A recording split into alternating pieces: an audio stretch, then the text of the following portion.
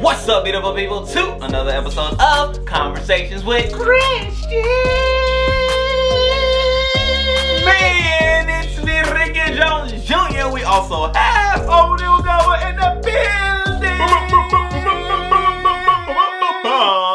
And we are so glad that you are tuned in today, whatever it is that you are viewing us or listening to us on. We thank you for tuning in, and please go ahead and click that subscribe button if you haven't already done that so thus far. Yes. Or click that follow button and or whatever button that you see on your favorite podcast platform, because we want you to be a part of what we are doing, because it's going to be beneficial to you. So I'm going to actually talk or intro the conversation, but then I'm going to pass it to my brother because he has an in-depth information about said topic. Now, today's topic, we're going to be talking about overcoming opposition, largely because we know that it's a thing that you will come in contact with as you live life, as you do life, as you seek to accomplish, as you seek to change, as you seek to soar, as you seek to do new things or things for yourself, for the betterment of your life. You're going to have opposition. Like, you can't get around opposition. No matter where you are, no matter what you do, no matter who you talk to, opposition is going to come.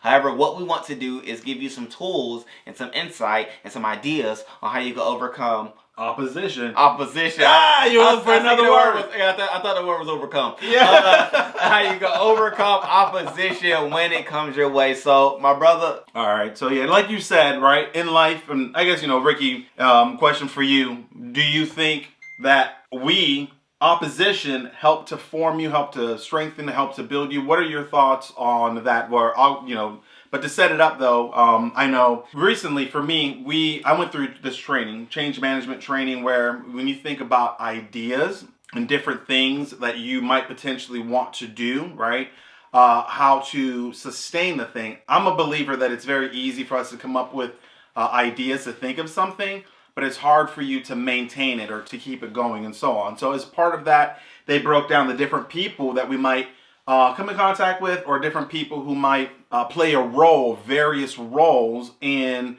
helping with, or supporting, not supporting, and so on and so forth, the idea that we have, whether it be a champion, someone who kind of sides with and agrees with you and, where they want and are always looking for things to help to build it. Or as part of that, there's also a role or a person or group called the saboteur, right? Could potentially be those who are always looking for ways to sabotage or not necessarily agree with the thing that you're wanting to do. But Ricky, for you, the question: opposition, haters, saboteurs. I like that word, actually. It's it sounds nice. Yeah. Like the word promiscuous. It sounds so nice. But versus something else. But anyway, haters. Yeah. Do we need haters? What are your thoughts on haters? Well, that's a different question than the opposition question. Well, that is, I guess you could say, that's true. Well, actually, haters, opposition. So the initial question Go ahead.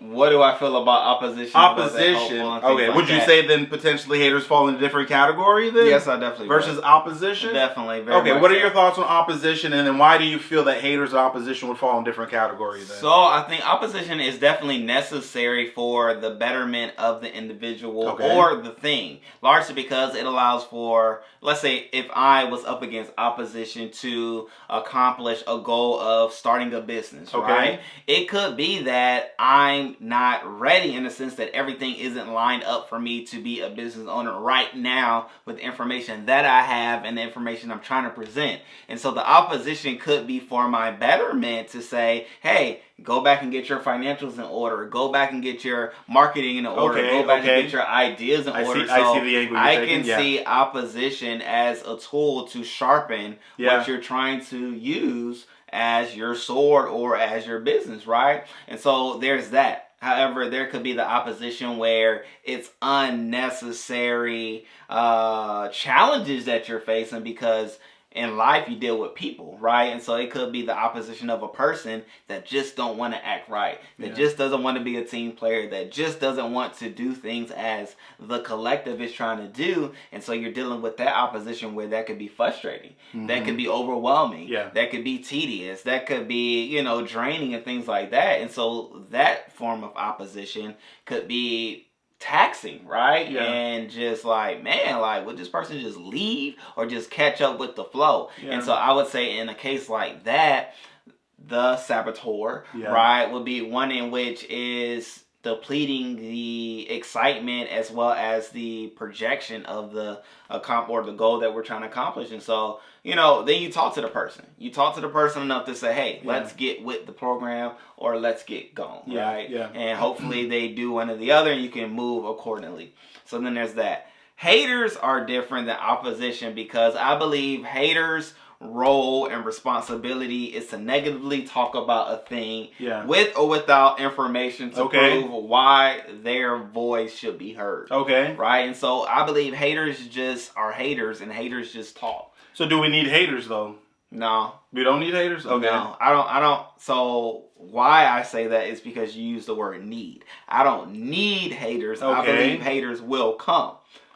Ooh, that's really good. Yeah. But I don't need haters to do what I do. Yeah. I need supporters to allow for me to do what I do. That's a good breakdown because I guess initially when I was thinking about, opposition or hater, I'd group them together, right? As those who are coming up against whatever it is that, either you want to do or, you believe that God has told you to do later in your heart or, develop a business or something small, right? So where they're always finding a reason or why you, whatever idea, try to poke holes and so on. Yeah.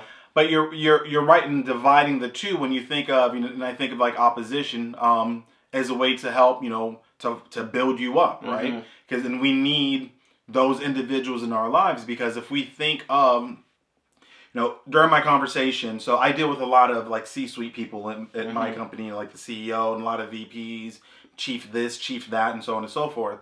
And for those who, serve in those roles, they tend to have a lot of yes men around them, right? And you don't want to have a yes men around you, no matter where you are in life, period. Whether you are CEO of a company or just you're the head of the household, right? You're married, 100%. You don't want your spouse, 100% just yes, and agreeing with everything that you say, because whatever idea that you have, potentially it could be a horrible idea, but yet someone is just, oh yeah, that's the best idea. Oh man, why didn't I think of that? Oh man, like gassing you up, making you feel good about yourself. But in actuality, they might know it's a bad idea, but they're not voicing that, not saying it because maybe they're scared of you, right? It could be a husband and a wife where you, so controlling, where, you want to be like dominant over, and so on and so forth. And she might feel like, ooh, let me not say anything because the moment I say something that goes against, then, he's going to do something that,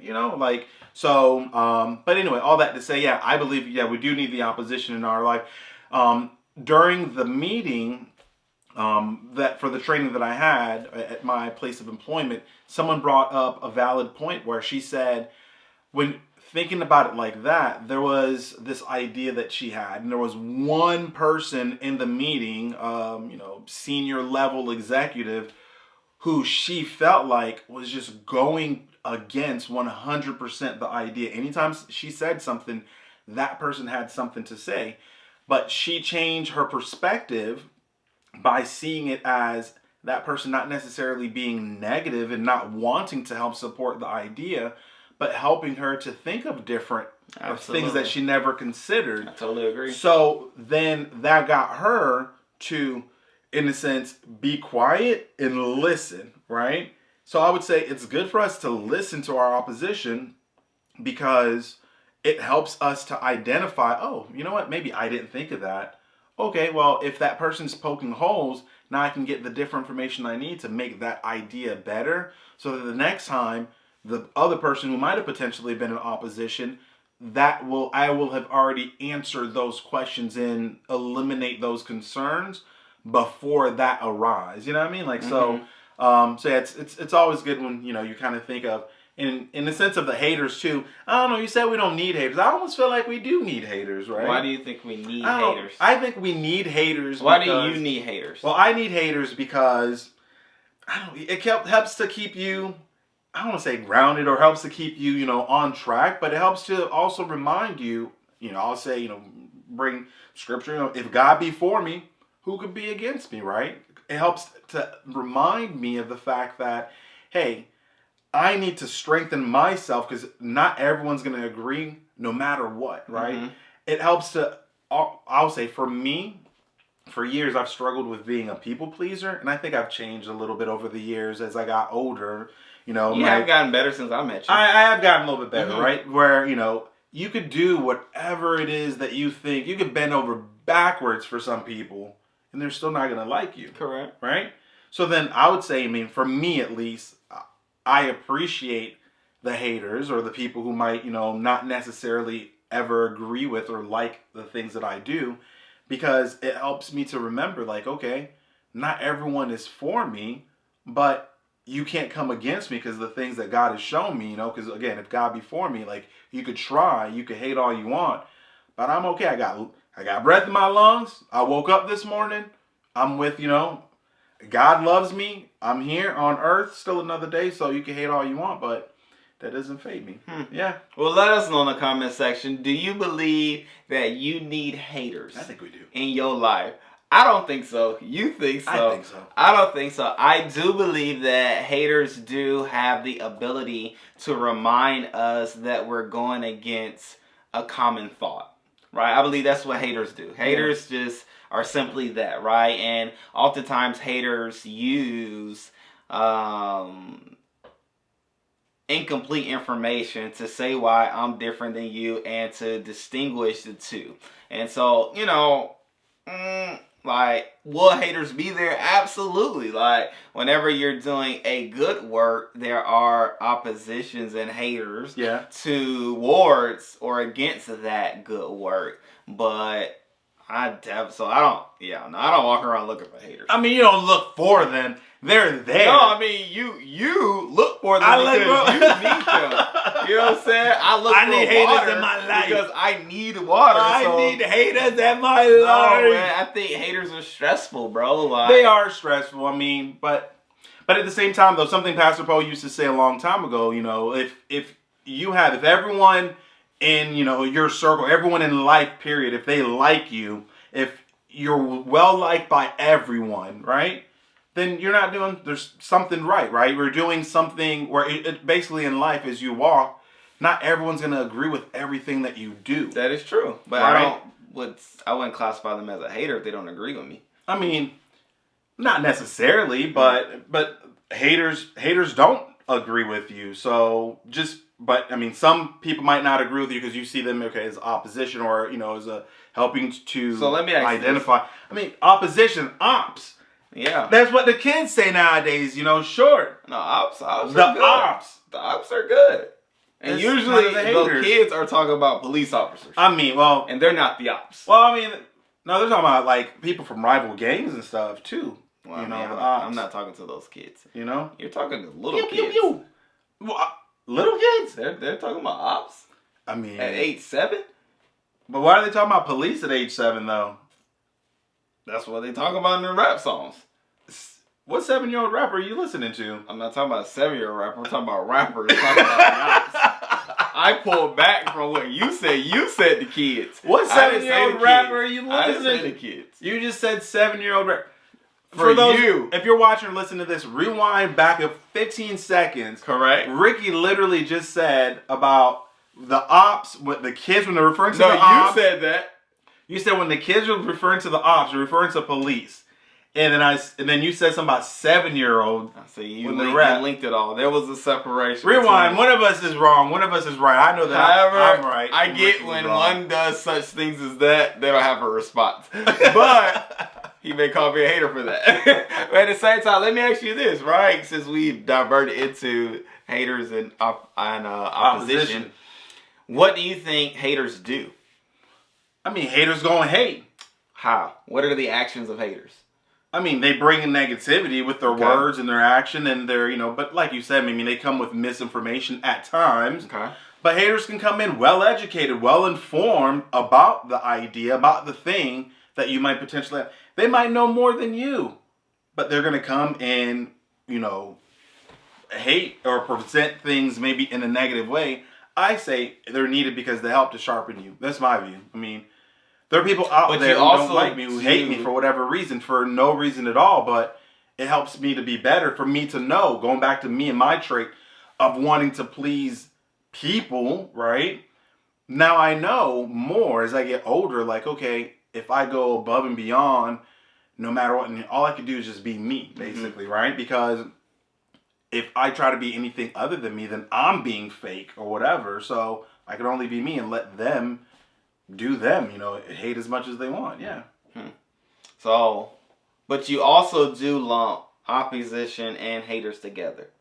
I guess you can almost say different degrees, different levels, right? Like, because it could be opposition in a sense of, like we talked about a little bit earlier, you had mentioned opposition in a sense of this person, they're not necessarily, fully against you, right? Because I would say, maybe if we want to break it down like this, a hater, it might be against the person, right? But opposition might be against an idea or in a sense, right? Like to help sharpen, like they like you, the person likes you, but just the idea that you might have, they might see things differently.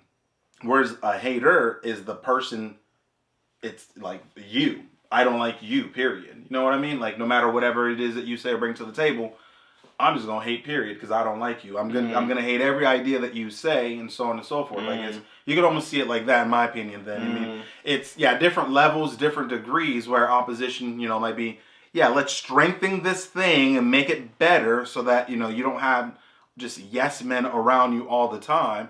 Whereas this other angle, this person, I just don't like you, period. I don't like your face, Ricky. And I would also say, which I know that's not the case, so I'm not gonna feed that. False narrative. That lie. I think there is a benefit to having yes people around you.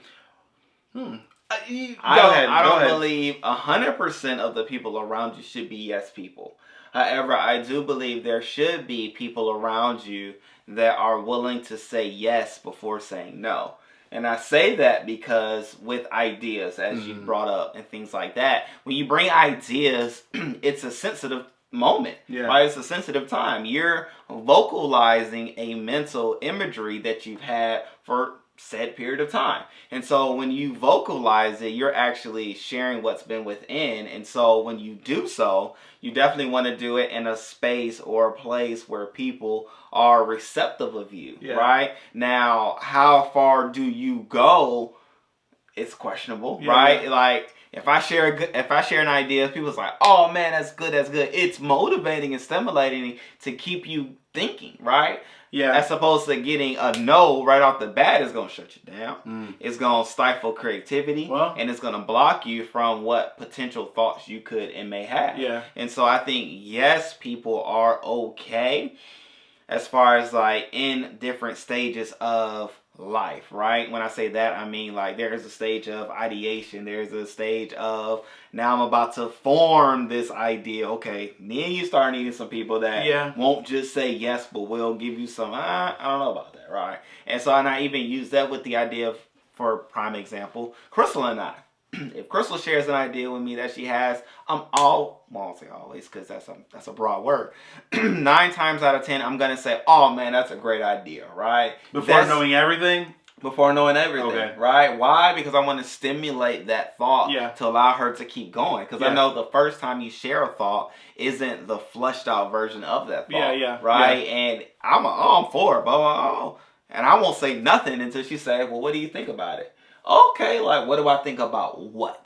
And I'm very specific about my wording because I'm going to be specific about my answer. Well, what do you think about my thought? Okay, well, these are the things that I think about your thought. This is the first thing that came about. This is how whoop-de-whoop-de-whoop-de-whoop-de-whoop, right? And, then she may ask a follow-up question. List goes on. However, I say that to say, as an example to use as why yes is always, I believe, it's always good to say yes initially and then break it down as the thought or thing gets flushed out. Okay. Would you say then there should be, and I agree in that you should have people around you that will go with or go along the journey with you, knowing whatever it is that you mentioned initially, right? There are layers to it. This isn't the end result. This is not the end product. So I'm going to share this with you, and for you to help make it better, Yes. right? By saying, yes, you're on board wholeheartedly, and let's partner in this journey so that we can strengthen and make it even better. So yeah, so I do agree. Would you say though it would be you need a healthy balance of half and half, or maybe one or more than the other, or should you have more yes people in your corner, or would you say you think it should be more opposition in your corner to help you see things differently, versus the yes who will go along with you in the journey? Which one would you say is a little more important? Man, see, now that you even asked that question, it makes me think about it deeper. I believe that it's not so much about having yes people and no people, but having solid people in general, right? You want to have people that have perspectives outside of yours. Why? Because you think the way you think because of the history that you've had, right? I think the way I think because of the exposure that I've had to whether it's books, experiences, environment, cultures, list goes on, right? Those things shape the thoughts that I have. What I believe one should have that could be to their benefit is a collective group of individuals with multiple viewpoints, multiple experiences that can then know when to unleash your differences. Right? And I think in the beginning stages of a thought, right? We're specifically thinking right now thoughts. And a thought or an idea, no should not be the initial response to somebody sharing their thoughts. Okay. Right? As it gets flushed down the pipe towards creation, no's will be shared, right? But I believe it takes a well-rounded individual to know when to say no as opposed to when to say yes. However, outside of like that incubator of creation, I believe that one, it's different, right? Like rich people don't need yes people all around them. And now I'm thinking like, would it be beneficial to poor people, right? No, I don't think it's ever beneficial to have all yes people around you. I mean, to answer your question, now do I think it should be 50-50? I'm going to say no, because I believe if it's 50, if you know that a person is a no person, you just not going to talk to them about things that you don't want to hear no about. Or maybe do you take the idea to them knowing that they're going to say no, and then, that's a strong person. Present other. That takes a strong person, a person with confidence. I mean, if you think about top, CEO of different companies, for them to get it to the stage that you should have a thick skin or be very strong in hearing no a lot, right? Or have people come against whatever idea. Should. Now, question, as you're talking, the saying, there's no such thing as a dumb question. Would you say there's no such thing as a dumb idea? I agree. Yeah, 1,000%. That there's 1,000%. Why? Because an idea is signifying that your mind is being aware of things outside of what is. Even if initially it sounds like a dumb idea, it's a good idea to at least one person. Right? That's true. And I say that to say it then takes marketing. It then takes conversation and communication to spread that thought to others, for them to say, oh man, maybe it's not a dumb idea, right? Like, I believe that, I mean, we saw it. Well, I don't know if you saw it, but people were selling like farts in a can. Bro, that's a dumb idea.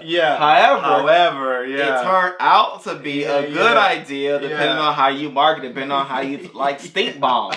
That's a dumb idea. But it turned out to be a great gag gift. It turned out to be a great, like prank thing. Like I saw a fake pregnancy test recently where it's positive. It's like, why would you do that? But then it's like it's supposed to be a gag gift or whatever. That could mess someone else. It mess someone's life up. Like, hey, I'm pregnant with your child. Oh wow. No. Tomorrow I go get a ring, and I'm like, okay, let's 9 months later do this. Hey, right by your belly's not growing. Oh, that was a joke. I forgot to tell you. Anyway. I thought you were in love with me. I wonder when you fed a baby. That person's married. Where that baby at? And so, no, I don't think. Now, let me double these questions back on you. Do you think that there should be all yes people, all no people around you, or should it be 50-50? Yeah. Why or why not in any given scenario? All right. And then I have a couple questions for you too, based on some of the things that you said. But I would say you should, of course, have both, yes and no. But I would say you should have more no people around you, and then maybe like one or two yes individuals to agree with. Because yes, you are correct in the sense that initially when you bring an idea to someone or bring it, you just thought of the thing, you want to not stifle creativity, and you want to feel good about the idea. So okay, I'm gonna take to someone who I know will be as excited about the idea as I am, right? Someone who I would trust to take me, or for us to partner together and go through that journey down the road, and so on and so forth. But I would say in order to help sharpen an idea and help to make it better, you need more, in my opinion, more of the opposition, because they help you to see things differently, right? Because we could be blinded by just the excitement and wanting to do the thing, that you totally miss the holes, in the whole procedure or whatever it might be, right? One of the amazing things about like our eyes, or when you're reading something, it's not directly connected, but if there's a word that's either like upside down or backwards, or there's a missing word in a sentence, our eyes, it automatically inserts the thing. It completes it. It flips it to the right way, or whatever it might be, right? It corrects it. So we might be going down the path of, okay, this is the thing we should do, missing the whatever it is that we don't know, right? Or we're missing completely.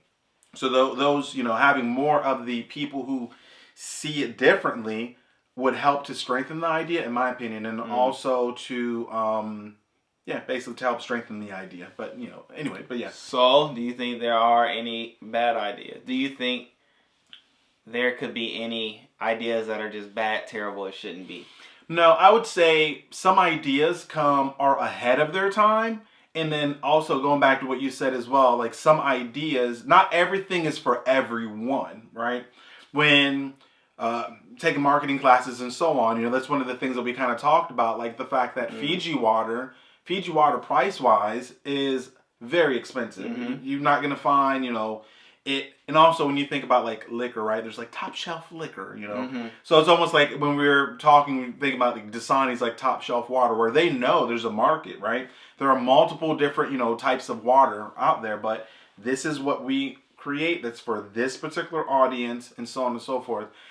It also reminds me of many years ago, there used to be these rubber bands. Like I have a lot of rubber band like type bracelets on currently, but there was this particular rubber band bracelet that kids were going crazy over, that when you see it, it looks like a silly idea. But it was something to them, which was when you take it off, it was in the shape of an animal, or a shape of an ice cream cone, in the shape of something. But when they're wearing it, it just looks like a rubber bracelet or whatever. But then when they took them off, it became something. So they went crazy over that, or, Pogs, or, what's the little beanbag things that people kick or whatever.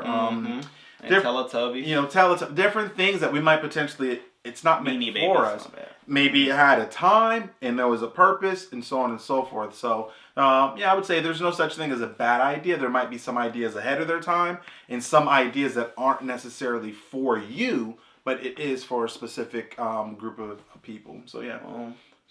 See, man, we overcame opposition through this conversation. And we have thoughts that we definitely want you all to weigh in on, and largely about the whole hater scenario, and even to what are some ways in which you're able to overcome opposition, right? And do you think opposition is a good or bad thing? Those are 3 questions that we want to definitely hear your perspective on in the comment section below. So definitely let us know, so that 1, we could read and see how other people think, but then 2, others can see other perspectives as well on the given topic. So in it all, with it all, we are breeding the community, and you all are a part of it. So make sure you do your part. And with that being said, we love you all and we appreciate you all. We'll definitely see you all next week for more and more great conversations, as well as you can give us some topics for conversations if that's what you want to do. But in it all, with it all, we appreciate you all. We love you all. Until next time, peace.